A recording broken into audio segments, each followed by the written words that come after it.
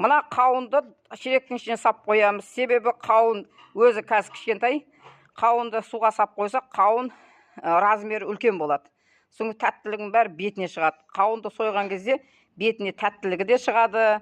Қауынын және қауын ұзын болады, созылады. Мына шелекпен бойы бірдей болады. Қауынды жесеңдер өте тәтті болады. Ертең қауынды сойып сендерге көрсетемін.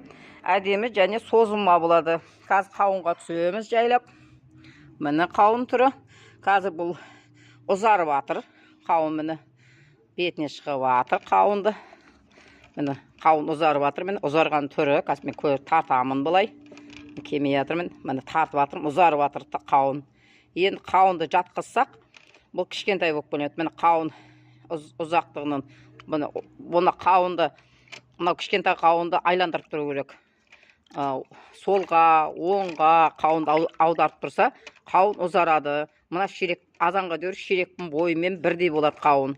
Егер де бұны суға самай қауынды жылы жерге немесе далаға қойып қойса, қауын кіп кішкентай болып тұра береді. Қауынды суға салғансын үлкен болады, ұзын болады.